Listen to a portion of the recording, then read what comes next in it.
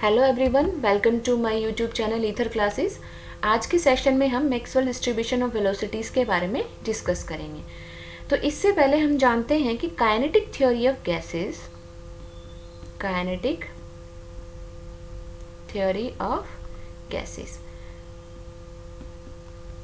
हमारी previous knowledge से हम क्या जानते हैं कि काइनेटिक थ्योरी ऑफ गैसेस में इसी से हमने सपोज एक कंटेनर लिया, उसमें कुछ गैसियस मॉलिक्यूल्स लिए। तो जो काइनेटिक थ्योरी ऑफ गैसेस है उसके कुछ पोस्टुलेट्स थे। उसके पोस्टुलेट्स में क्या था कि जो गैस के जो पार्टिकल्स हैं वो क्या करते हैं, रैंडम मोशन में होते हैं, रैंडम मोशन में होते हैं और एक दूसरे से कोलाइड करते हैं, गैस के कंटेनर की वॉल के साथ में कोलाइड करते हैं। जो कॉलिजन होता है गैस के कंटेनर के साथ में, मतलब जो वॉल्स के साथ में, that is elastic, means total energy of the system and total momentum of the system will be conserve.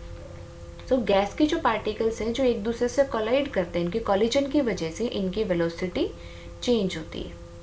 कुछ पार्टिकल की वेलोसिटी इंक्रीज करती है और कुछ पार्टिकल की वेलोसिटी डिक्रीज करती है। सो इसी वेलोसिटी है का जो डिस्ट्रीब्यूशन है that is studied by Maxwell in 1859 कि वेलोसिटीज़ का उसने मैक्सवेल ने डिस्ट्रीब्यूशन किया और वो उसने स्टडी किया। तो according to Maxwell, at a particular temperature the fraction of molecules having particular velocities remain almost constant।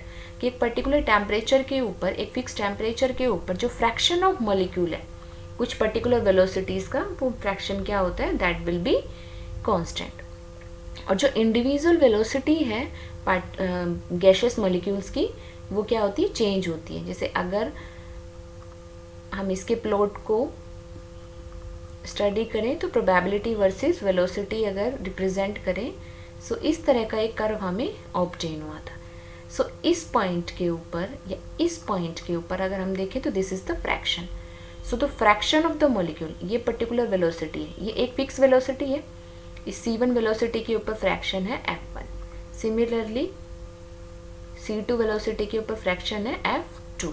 So the fraction of molecules having particular velocities remain almost constant, but the individual velocity of the gaseous molecule can change. Now fraction of the molecule having velocity between c and c plus dc, जो fraction है that is given by this equation। इस equation में m is the molar mass, r is the gas constant, t is absolute temperature and c is the velocity।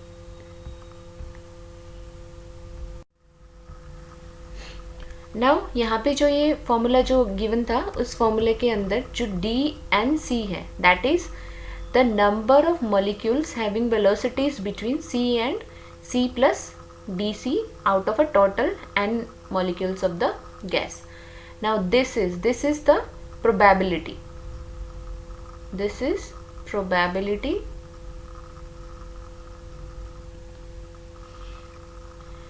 यहाँ पे जो m है that is molar mass, m is molar mass, r is gas constant,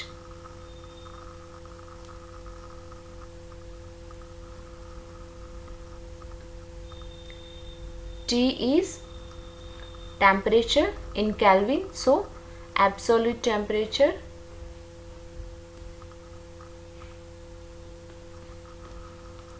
and c is the speed or velocity।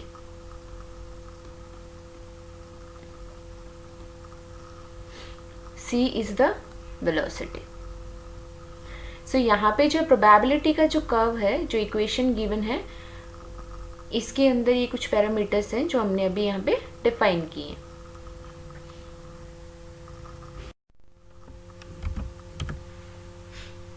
Now Maxwell ने जो graph plot किया, इस graph के respect में कुछ उसने ऑब्जर्वेशंस की।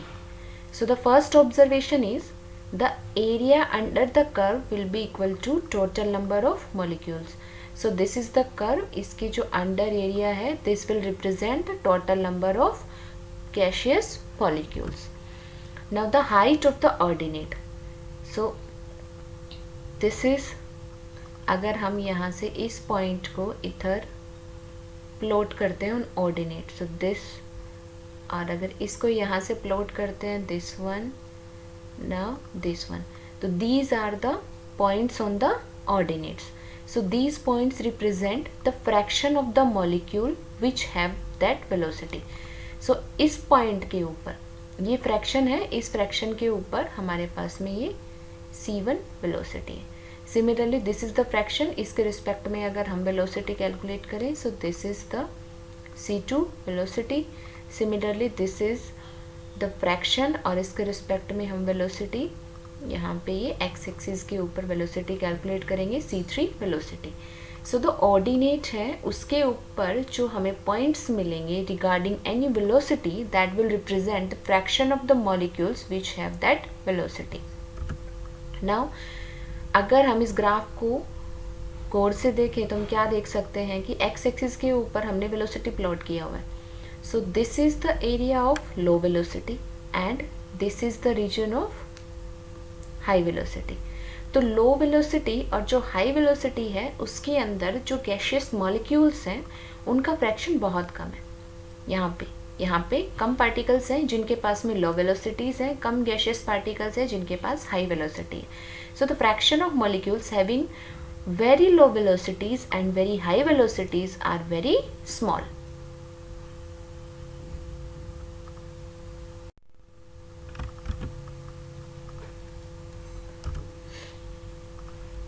Now next point is there is a velocity corresponding to which the fraction of molecules is maximum, that is the corresponding to which the probability is maximum. So this is the curve. इस curve में यहाँ से this is the probability and this probability is maximum for this value, this probability is maximum for this value. So this is the maximum fraction, maximum probability. Now इसके respect में अगर हम इस graph को नीचे की साइड में plot करें, so this is the velocity, this velocity is most probable velocity. So जो मैक्सिमम फ्रैक्शन के ऊपर जो कॉरेस्पॉन्डिंग वेलोसिटी है that will be most probable velocity. हम इसको ऐसे भी रिप्रेजेंट कर सकते हैं, this is the function of c.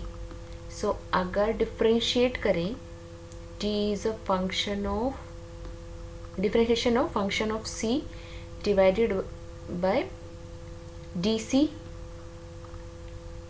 at most probable velocity. At most probable velocity this will be equal to 0. So most probable velocity will be the velocity at which the fraction of molecules will be maximum. Now effect of temperature on Maxwell's distribution of velocities. So अगर हमारे पास में suppose जो इससे पहले हमने जो curve plot किया था उसमें हमने टेम्परेचर को फिक्स किया था. अब अगर हमारे पास में टेम्परेचर वेरी करते हैं और हम प्रोबेबिलिटी वर्सेस स्पीड को प्लॉट करते हैं तो उससे क्या इफेक्ट होगा. फर्स्ट इफेक्ट, अगर टेम्परेचर इंक्रीज करेंगे तो जैसे फर्स्ट जो प्लॉट है इसमें ये मैक्सिमम है यहाँ पे एंड सेकंड जो प्लॉट है इसमें this one is the maximum. So अगर हमने टेम्परेचर को इंक्रीज किया तो हम यहाँ से फिगर से देख सकते हैं कि इस फिगर में और जो सेकंड फिगर है, this figure and this figure, इन दोनों फिगर में हम क्या देख सकते हैं कि सेकंड जो फिगर है इसमें जो ये प्लेटू है, जो माउंटेन है, दिस ग्राफ है, इसकी जो हाइट है वो क्या कर रखी है, डिक्रीज हो रखी है, और जो ये ग्राफ है वो राइट साइड में मूव की है. सो अगर हम टेम्परेचर के इफेक्ट को देखेंगे तो कर्व है उसके शिफ्टिंग में क्या इफेक्ट आएंगे. तो first is the peak of the curve shifts forward. जो फर्स्ट है उसकी पीक है यहाँ पे, सो दिस इज वेलोसिटी c1, और जो सेकंड पीक है उसकी वेलोसिटी है c2. और यहाँ पे अगर हम चेक करें तो t2 is greater than t1. तो अगर टेम्परेचर इंक्रीज किया है तो हम क्या बोल सकते हैं कि जो वेलोसिटी है, मैक्सिमम वेलोसिटी का जो पीक है, मतलब मीन्स मैक्सिमम फ्रैक्शन के ऊपर जो वेलोसिटी है वो क्या हो रखी है, उसकी जो पीक है that is shifted to forward direction, और जो पीक है वो फॉरवर्ड में शिफ्ट होने के साथ साथ पीक है वो फ्लैट होती जाती है. सो अगर टेम्परेचर इंक्रीज करेंगे सो दो इफेक्ट हम स्टडी करते हैं, एक जो कर्व की जो पीक है वो राइट हैंड साइड में शिफ्ट हो जाएगी, और दूसरा जो कर्व की जो पीक है, मतलब जो कर्व है वो डाउनवर्ड और फ्लैट होता चला जाएगा। सो यहाँ से कंक्लूजन क्या ड्रॉ करते हैं हम कि अगर हम टेम्परेचर इंक्रीज करेंगे, तो जैसे हमने पहले अभी यहाँ पे देखा है कि this is most probable velocity C1 for T1 curve and C2 for T2 curve. So most probable जो वेलोसिटी है वो क्या हो रखी है, अगर टेम्परेचर इंक्रीज करते हैं सो C2 will be more than C1, तो मोस्ट प्रोबेबल वेलोसिटी भी क्या करती है, इंक्रीज करती है। और जो fraction of molecules possessing the most probable velocity decreases with increase of temperature। First जो कर्व था इसमें जो फ्रैक्शन था, ये हम सपोज करते हैं इसको P1 से डिनोट करते हैं, और इसमें जो फ्रैक्शन है दैट इज P2। तो फ्रैक्शन किसका ज़्यादा, fraction is more of P1 than P2। तो यहाँ से हम क्या कंक्लूड करेंगे कि अगर हमने टेम्परेचर इंक्रीज किया सो वेलोसिटी है वो इंक्रीज करेगी, मोस्ट प्रोबेबल वेलोसिटी है that will increase, but the fraction of the molecule possessing the most probable velocity will decrease।